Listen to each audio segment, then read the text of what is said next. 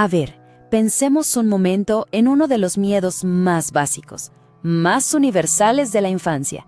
Ese monstruo que se esconde en el armario o debajo de la cama. Hoy vamos a analizar una de esas figuras, quizá la más famosa en el mundo de habla hispana, el coco. Pero lo vamos a ver no solo como un cuento, sino como un espejo de lo que somos.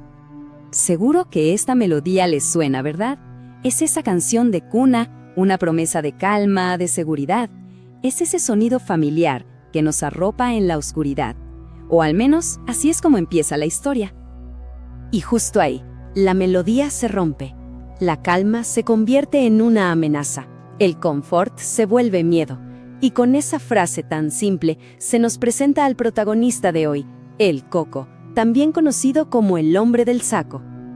Esta figura, la verdad es que tiene muchísimos nombres, pero su objetivo siempre es el mismo: darle una cara, un cuerpo, un nombre a eso que nos asusta en la noche. Vamos a empezar por desarmar a este personaje, a ver cómo es su rostro tradicional.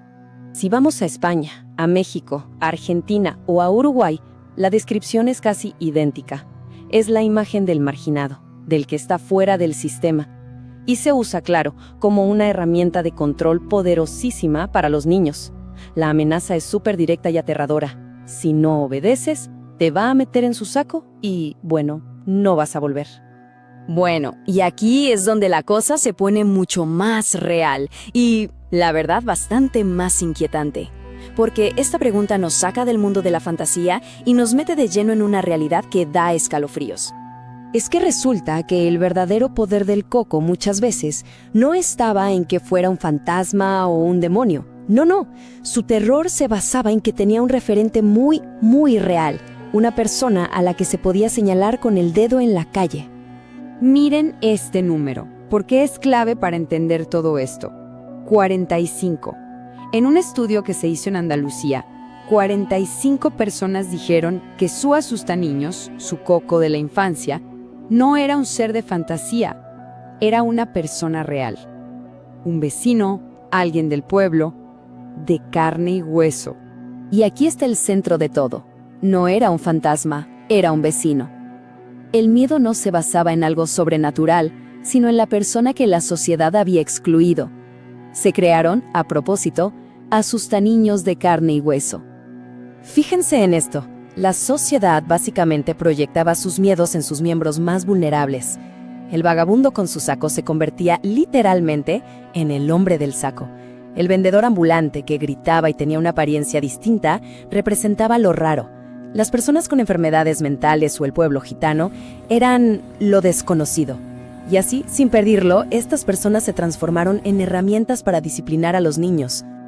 Y ojo, que no es el mismo tipo de miedo. El monstruo de los cuantos, el sacamantecas, por ejemplo, te mataba, te comía. Pero el miedo al Coco humano era más sutil. No era solo el miedo a que te hiciera daño físico. Era el terror a la contaminación, al contacto con alguien que se consideraba anormal. El pánico a convertirte en uno de ellos. Y todo esto nos lleva a una pregunta mucho más de fondo, ¿no? O sea, ¿por qué hacemos esto? ¿De dónde sale esa necesidad que tenemos de inventar monstruos, ya sean de mentira o de verdad? Pues curiosamente, la respuesta está en la propia palabra. Si nos vamos al latín, monstruo viene de monstrum, que a su vez viene del verbo monstrare, mostrar, revelar, advertir. Así que un monstruo, por definición, no solo asusta, también nos enseña algo. Hay un teórico, Jeffrey J. Cohen, que lo explica de una forma genial. Los monstruos son como artefactos culturales.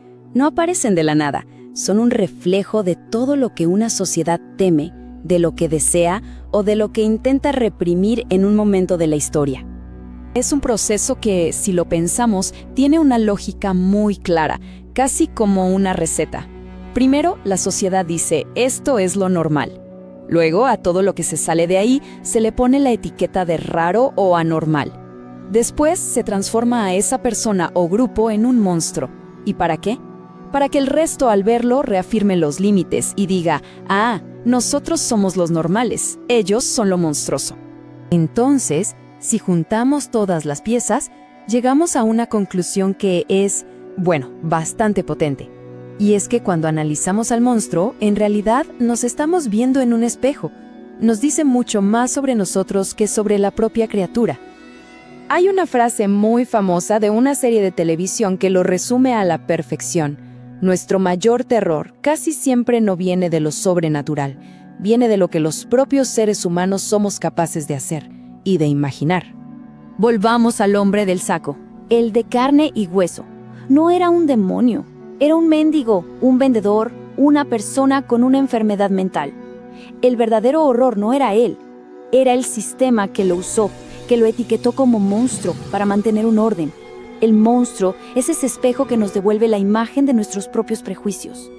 Como dijo un filósofo, Louis Bax, de una forma muy directa y sin rodeos, el monstruo no es algo que está afuera, intentando entrar.